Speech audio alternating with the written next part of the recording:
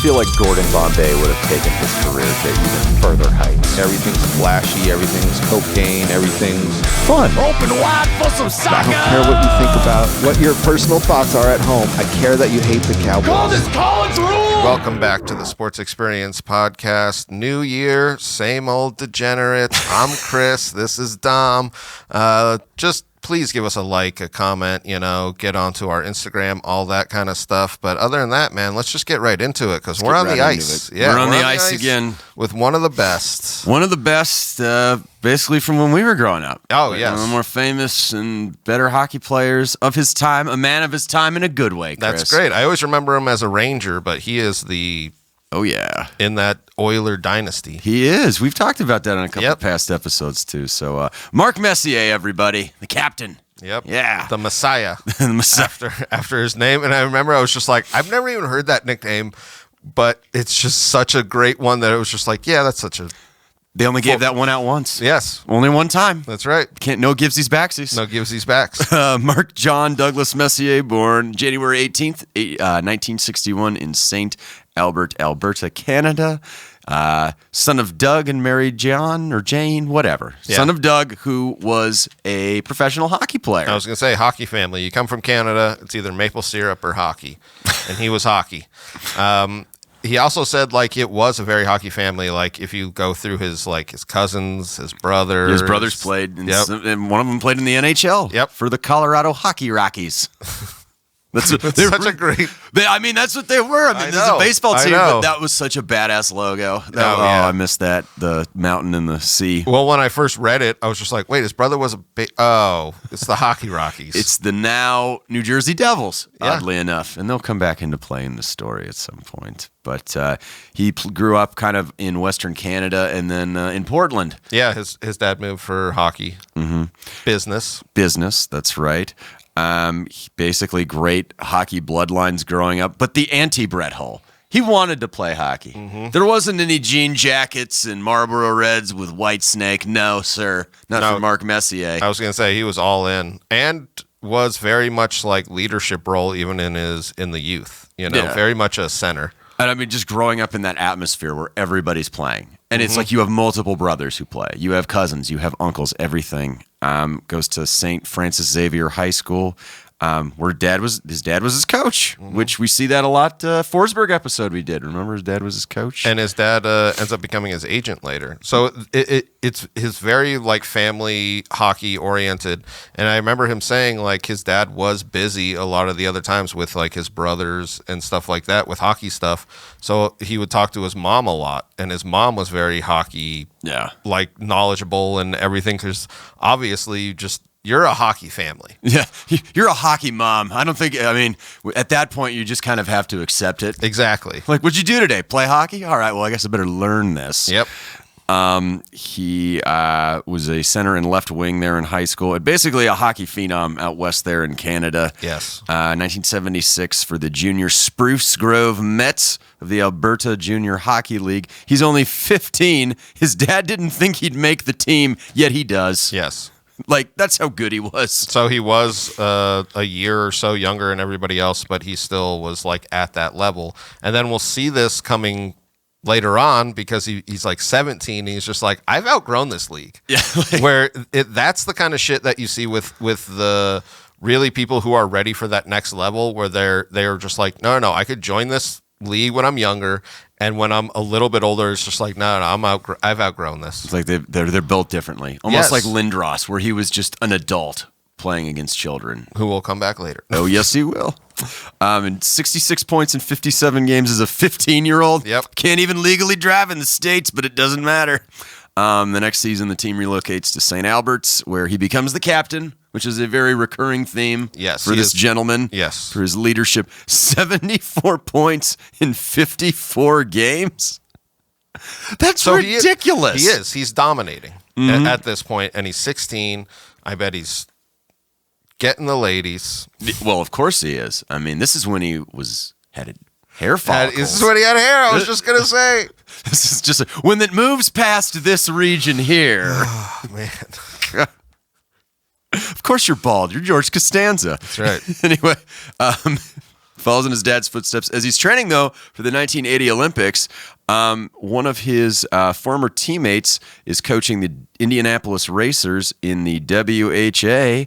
And what happens, Chris? Well, and this is where Gretzky actually had gone. Mm-hmm. So he almost follows this path of where Gretzky goes, and he plays for them for like 4 or 5 games. Yeah. And doesn't sign.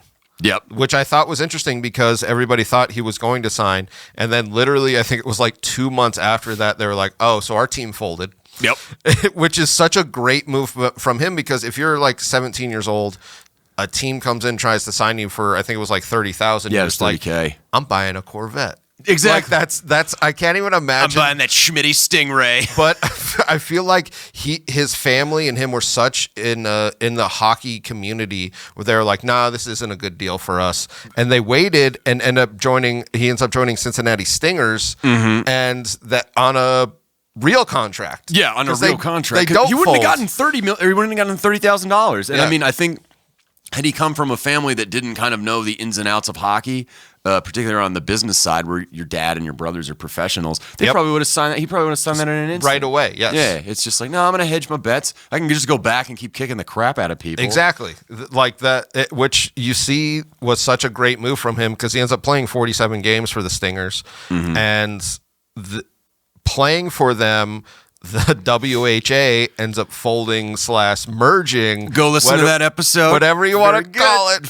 Yeah, it was the meanest merger of them all. Exactly. That's where I want, because it was a merger, but God, did they were just like, no.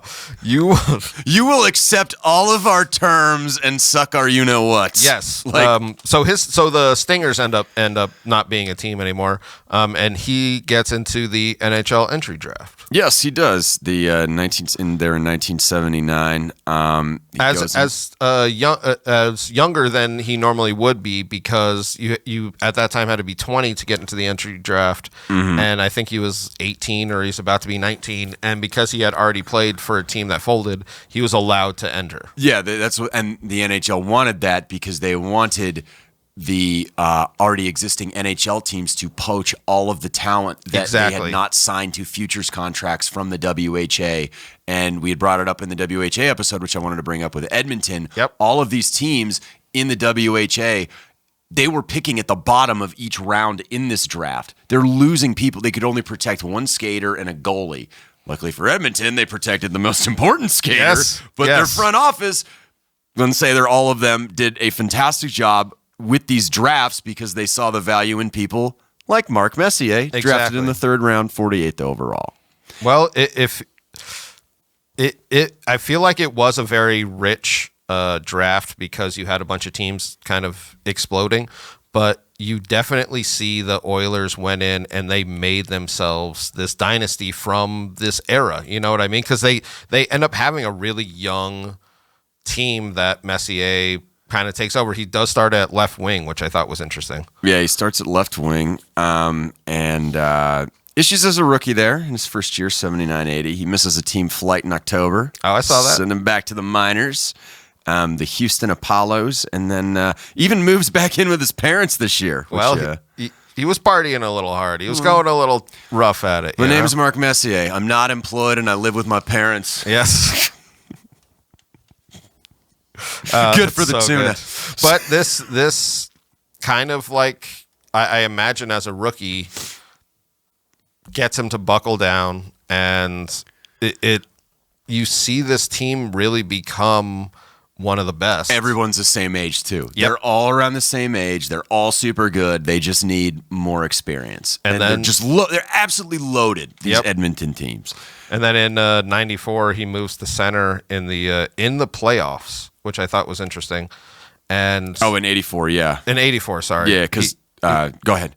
It's just I just always find this interesting that he moves to center and they're just like, oh yeah, that was perfect. Because he had made the All-Star team the previous 2 seasons at left wing. Which is amazing. Yes. But then you were just like, he's even better 2 ways as the center. And that's when you look at like where the Oilers really start to kick in and everything starts to gel is essentially having two lines with two of the best centers that have ever played hockey. Yes, like just the embarrassment of riches. Has over 100 points that year, and they switch him to center after he makes the left wing as an all-star. They do it in the playoffs. They don't do it. Like at the beginning of the season, like where they're training, they're just like, all right, what we're going to do is try something new this year. So we want you to go and work on this in the off season. No, it's the playoffs. Yep. We're asking you to do this crazy shit right now. And, he has a pretty damn incredible 1984 Stanley Cup Finals for him. Yes. With the Drive for Five New York Islanders they're playing. I was just going to say, so we have the Islanders in their dynasty off of their four-peat. Mm-hmm. They'd beat him the year before, too. And they beat him the year before, so everybody says, like, this was the comeback. And, I mean, a lot of people say that this moving them and having the two strongest lines really, like, essentially won them this Stanley Cup, because you look at who wins the MVP of the Stanley Cup. Mm-hmm. It's Mark Messier, the Conn Smythe winner. Yeah, that's right. So, like, you really think like that had to have been one of the catalysts that really took this Oilers team and beat this dynasty Islanders team. Well, in Game 3, they were down 2-1. He tied it up, tying the game, and then in Games 4 and 5, without Grant Fuhr, with their backup Andy Moak, they still win. I mean, that type of leadership's pretty incredible from a guy who's 23? I think so, yeah. He's like 23 years old and scored 26 points in the playoffs that year. Yep. Like, come on. Well, that's it. It's like we were saying, they didn't have the best team, so like everybody's the same age. Everybody's 22 to 25. And as we talked in our Grant Fuhr episode, might be snowing in the summertime in some of these hockey cities, if you know what I mean. You know, it's some of not these with Mark, boys, but some of the other guys. Some of these boys are partying. Which, come on, man. You would, right? Oh, man. Absolutely. In the 80s?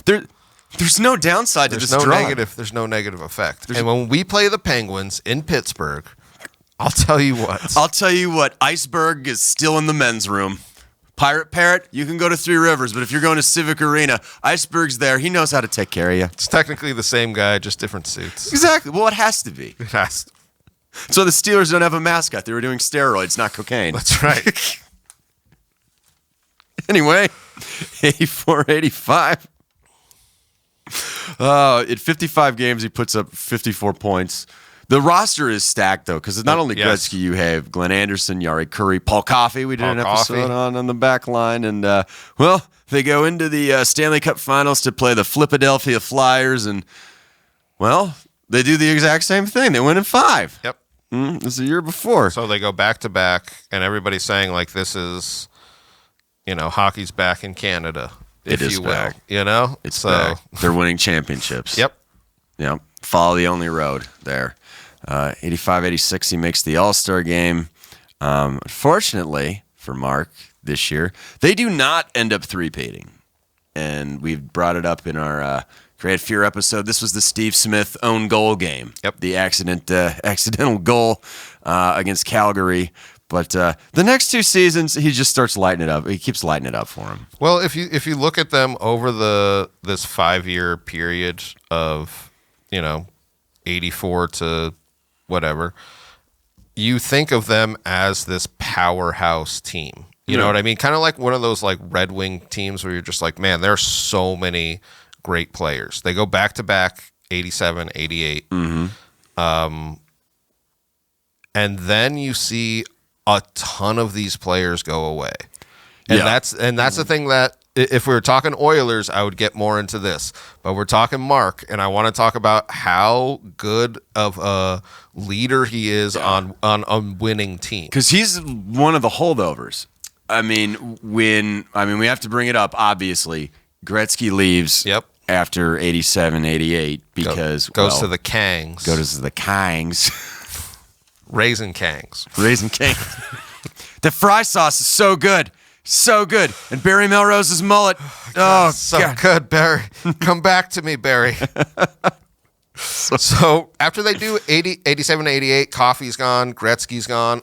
A ton of these guys who you would identify as these dynasty players are gone. They're like the 90s Bulls, essentially, of hockey. I mean, it was just like that type of juggernaut. And then we get into 1990, which I feel like solidifies Mark more as like this iconic player.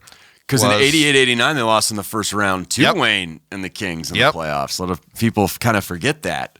And everyone's thinking the Oilers are finished Yes. because everyone associates their success with the great one. with the great one. And that's not the case. No, that's fine. I mean, you can make that argument if you'd like. Yeah, but that's it's fine. certainly not true. No. For the Mess-iah. That's for the Messiah. Rah, rah, rah.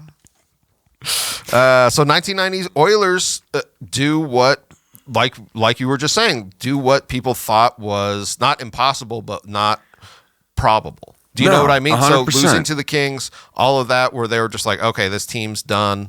They go back and win their 5th Stanley Cup. But he's the Hart Trophy winner this year. He wins his first league MVP in 1990. That was the other thing I wanted to bring up. 129 points, career high. I mean, that's pretty damn incredible. Yes. He won his first MVP, and because I feel like his stats during the, like you were saying, like he would do like 50, 60 point seasons. Mm-hmm. I feel like he was more of like, he would do stuff that wasn't on the stat sheet, and then this was one that you were just like, oh, he's doing everything. It's like when you talk about like leader, like you said, it's like it doesn't show up in the box score, but it was there, you know. Yep. No hair at this point. No hair. He is going all natural. Good for you, Mark. Going full Bruce Willis and Die Hard at this point. He's Nakatomi and Plaza all over the Boston Garden. They won in 5.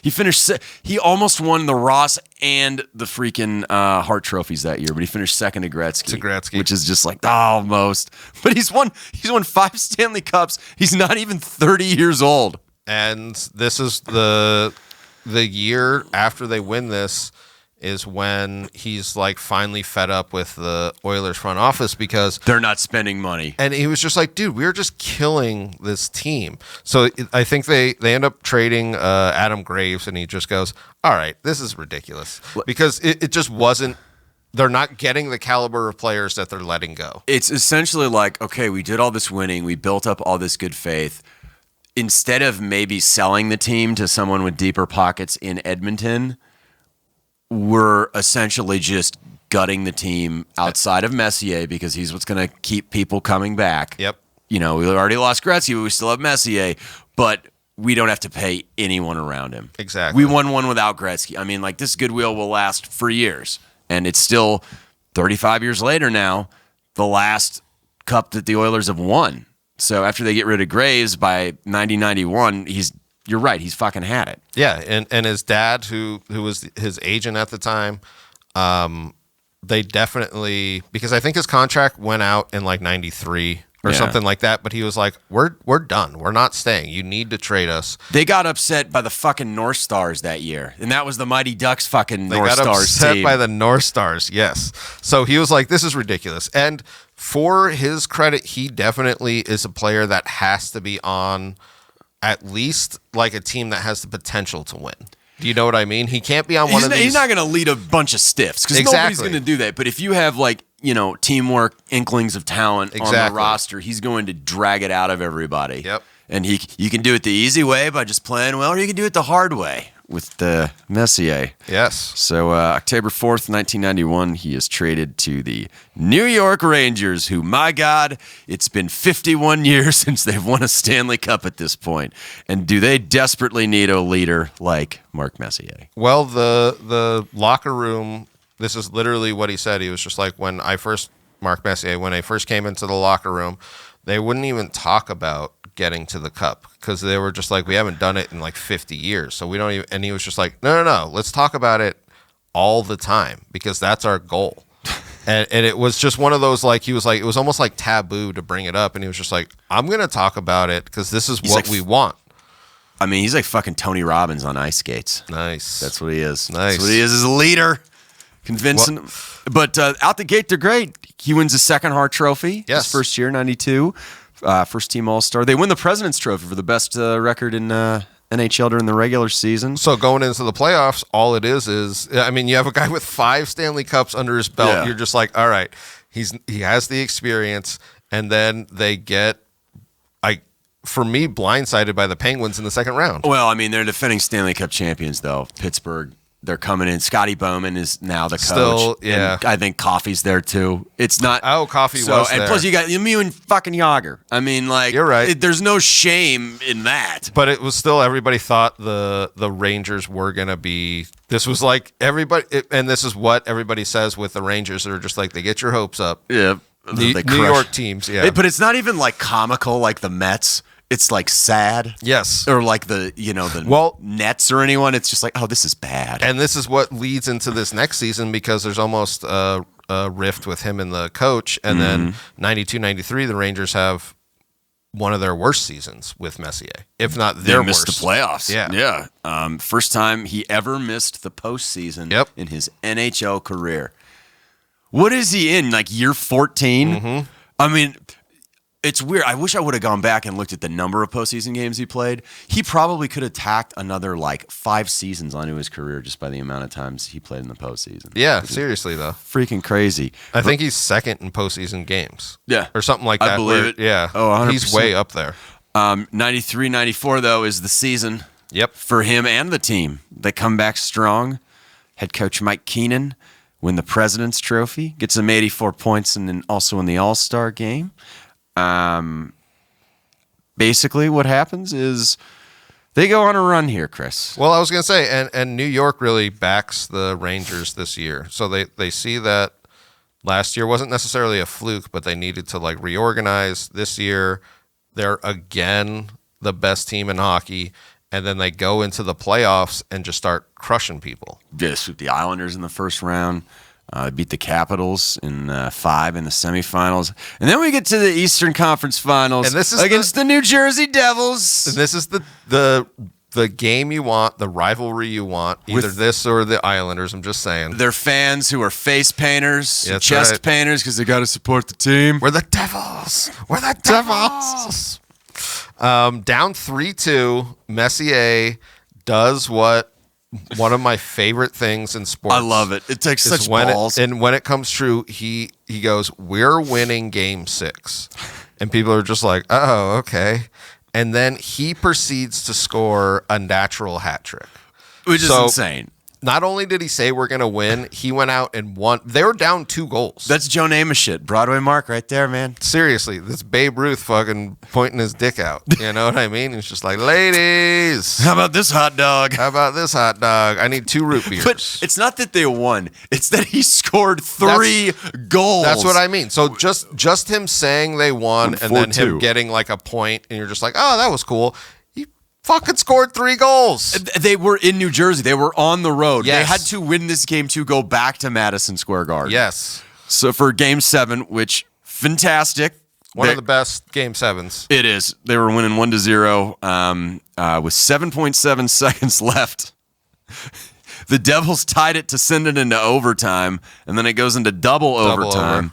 And Stefan Matteau puts them ahead 2-1, and they go to the Stanley Cup Finals. One we've discussed in our Pavel Bure episode. And what happens, Chris? Stanley Cup, he scores the game 1 winning goal. Mm-hmm. And something I found interesting was he's the only player to win 2 cups as captain for 2 different teams. So he was the and this is what Gretzky couldn't do. No. He was the captain for whatever, Oilers all those years. And so he wins his 6th Stanley Cup. It's ridiculous. And this is the first one in New York in 54 years, I think they said. Yeah, 54 years. 54. And it just how he could come into that franchise, which has been just so down for so long, like hopelessly mediocre. And the picture of him after they win it, and somebody was saying that, which is so him running across the ice. Mm-hmm. You know what I mean? Yeah. And then, it's just a classic. Holding the cup. Yeah, just a classic hockey photo. Yeah, and it's like, this is what you brought me in to do. Yes. Or at least maybe you thought I was going to do it. I was going to say, they definitely brought him in to do it, but they didn't think. There's so much speculation, you know, with bringing players in. But, yeah, it's you can't deny his results, you know. The man gets results. 6 Stanley Cups. 6 Stanley Cups. They stay competitive over the next couple of years. He keeps making some All-Star games for the Rangers. Well, 95-96, he's 35, and he had 99 points. Yeah. So shit like that where hockey players, because hockey must be so brutal on your body. And he's played in 14 postseasons. Exactly. Like, it's 40, 50 postseasons. He's played extra seasons than everybody else. And yeah, he's still just killing it. 96, 97, Gretzky joins, which that's just a great. And if you look at almost like what the old guard was, which was Gretzky, Messier, they end up meeting the Flyers in the Eastern Conference Finals and just get overpowered by a 6'7" Lindros. Yeah, Lindros and what was it? God, what did they call him? The Legion of the Legion of Doom. Legion of Boom. Doom. Yeah, it was Legion of Doom. I was going to say Legion of Skanks, but that's not right. Almost. But that was their actually his last postseason. Yep. As well as for Gretzky too. He basically at that point though had some issues with management. Well, he wanted to stay. He's made this very clear. They didn't want to pay him $20 million over 3 years. He said he would do 1 year for 6, which is even less than exactly. So and that's what he said. He was just like, I offered them less than what they were saying that I was offering, and they were just like, nah, we're done with you. And it was really shitty for both sides because the guy they picked up, Pat LaFontaine, who was a great player, he had concussion issues and didn't pan out for the Rangers. And in the summer of 97, Messier heads to Vancouver for, well, it doesn't go so well while he's over there. So bad. It's terrible. To say that he was, the fans hated him is such an understatement. It really is. It's really interesting when you see somebody and it's just like everything goes bad for him. Yeah. They give him the captaincy over a fan favorite player, number one. His number 11 had been previously retired. And he asked to unretire it. Yeah, which is, I mean, I get if you're a player and you want, but it's a retired number. And it also was like some guy who like had a tragic. Yeah, he died at some point. It's everything he did rubbed the fans the wrong way. They end up trading their old captain to the Islanders because Messier wanted to like pretty much be the captain of this team. The team did not do well. They just weren't a good team. Like the Canucks over this time were not a great team. This is right as they're getting rid of Bure too. Yep. So like they're absolute dog shit. In only 3 seasons, he put up 158 points. Granted, he's in his late 30s, but the productivity still could be there for him, which is kind of sad. And he's not named to the 98 Olympic team. Not saying they would have won it, but that was surprising. Some people thought that he still should have been named, but if you look at the way he was for the Canucks as opposed to the Rangers, he wasn't at that same level, I feel like. But he goes back? I was just going to say, when his contract comes up, the Canucks didn't even approach him to re-sign. No. And which is good on the Rangers, which I like this, where they're just like, you should retire with us. That was a mistake. Like, if you're not going to retire in Edmonton, retire here. Yes. Nobody wants to go to Vancouver and retire. The Couve, age 40, puts up 67 points. But even right when he signed, he said he would guarantee the playoffs. They named him captain over Brian Leetch. You're thinking, all right, maybe they got one more in him. Sadly, he ends up getting hurt the next couple of seasons, and they missed the playoffs each of the 3 seasons he's there with the Rangers, which is kind of crappy. Yeah, it sucks because he goes like through an arm injury. And, he's 41 or whatever. So it's like, I can't even imagine playing high intense hockey at that point. But no, of course not. Yeah, ends up retiring with the Rangers, which I do like. I like when players get to go back to where they should retire. Oh, definitely.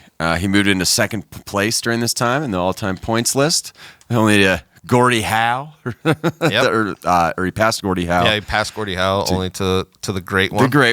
The great one. 2007, he makes the Hockey Hall of Fame, which is obvious, like it's going to happen. And arguably, probably a top 10 hockey player who's ever existed. I think so. And definitely. It's not just his ability on the ice, it's his leadership too. Well, like we were saying, it's the stuff that doesn't show up in the stat sheets that he should probably be getting more credit for. If you look at like having 6 Stanley Cups and second in points, and I think he's second in playoff appearances and like just shit like that, where you're just like, oh yeah, he was the captain of winning teams everywhere but Vancouver. Everywhere, But that's just who he was throughout his hockey career, which you just can't, like I said, you just can't deny the results. No, So 16 All-Star games, 2-time MVP, WHA Hall of Famer, and also the last WHA player to ever play in the NHL. Oh, that's awesome. He was the last holdover who made it. The last holdover. That's awesome. I love that. So, yeah, I figured you'd enjoy that when I looked it up. So. I love those stats. Thank you all very much.